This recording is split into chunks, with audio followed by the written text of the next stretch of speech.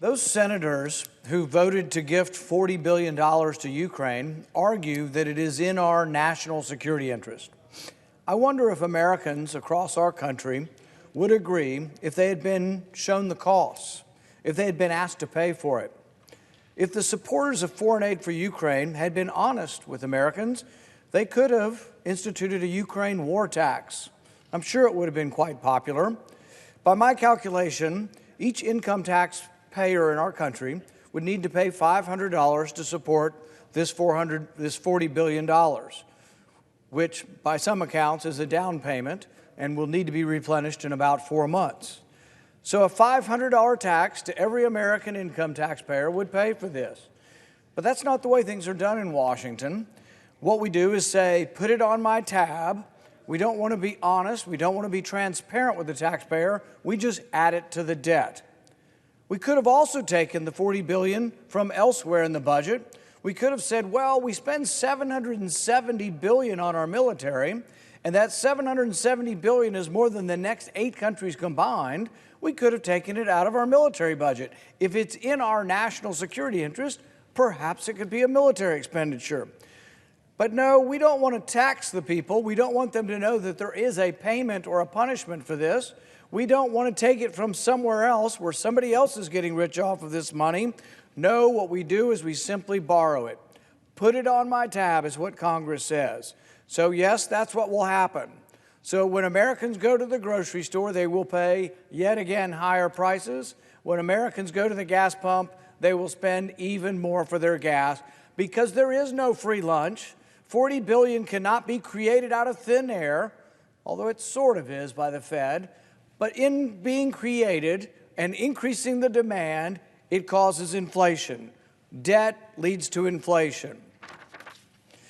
Now, when the ink is not even dry on the money that we are shoveling out the door for Ukraine, the Democrats are back. I mean, it hasn't been yet an hour. We're still in the same hour that $40 billion was given away to a foreign country.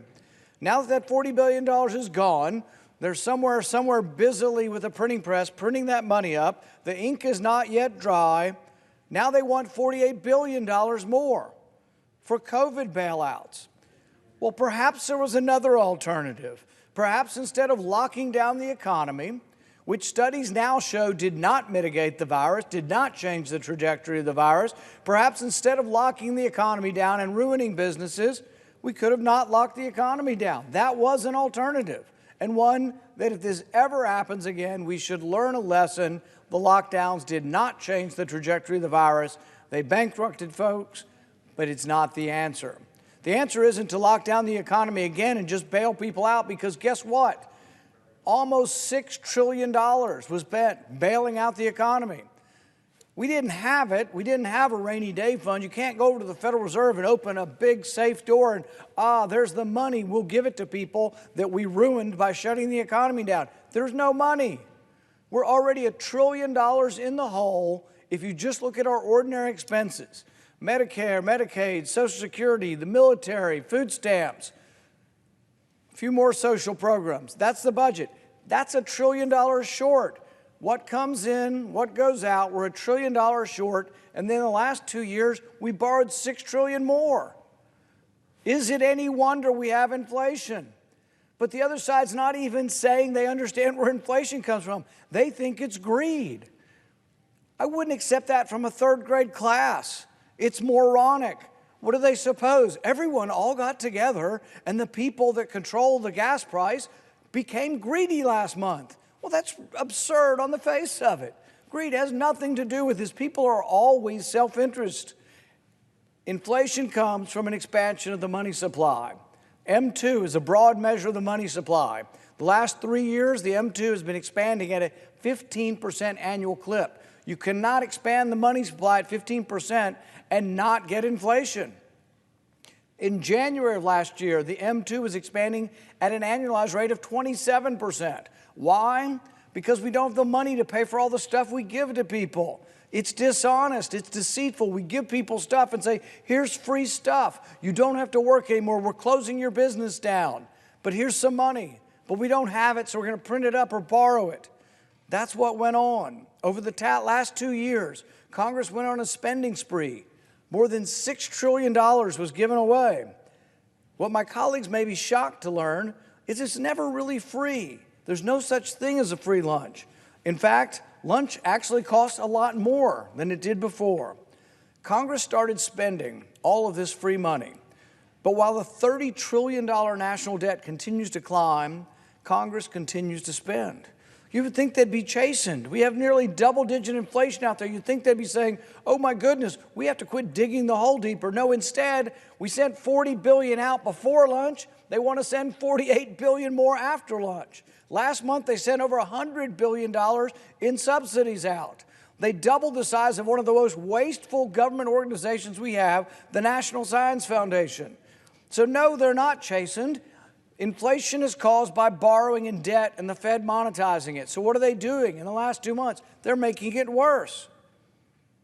After 2 years of running up the taxpayers' credit card by $6 trillion, you'd think they would be beginning to grasp the problem. Small businesses, hardworking Americans simply can't spend any more of the money we don't have. We can't just keep giving away money. Maybe we shouldn't be surprised that Democrats have now come to the realization, or have not come to the realization, that their authoritarian lockdowns and endless spending caused the highest inflation in 41 years. Yet in today's exercise, Democrats want to spend another $48 billion. Where's the emergency? The lockdowns have mostly been ended over the last year, and yet there's this all, hurry up, we must print up more money. The $40 billion we gave to Ukraine's not, the ink's not even dry, but we got to shovel out another $48 billion. Where is the emergency? There'll be $40 billion in this for restaurants. New grants will go to yachts, yacht clubs, limousine businesses, racket clubs, and luxury gyms. And minor league sports. Oh boy, we have an emergency that we need to get the minor league sports involved with the bailout. While Americans across the country are getting poor, Americans can't afford to put the gas in their car to go on vacation. Americans are losing income every day. The average American family is paying $100 more every week. $100 more. $5,200 a year is being lost to inflation for the average American family. What are we doing to protect them? I have great sympathy for businesses that were forced to shut down during the pandemic.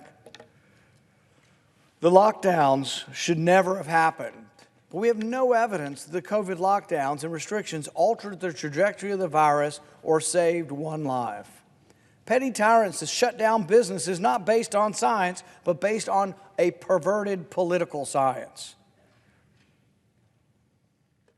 No government check, no passing out of a bailout can beat the operating of the market.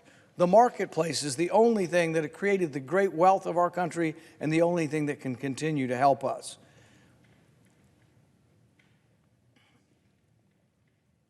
Yet the other side insisted on economic shutdowns only to prop up the market with the taxpayer's wallet and borrowed money.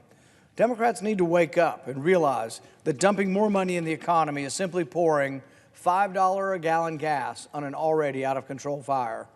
America can be a rising nation again if we let it. The people have had enough with mandates and lockdowns. It's time to end the bailouts and once again let the free market reign again. I yield back.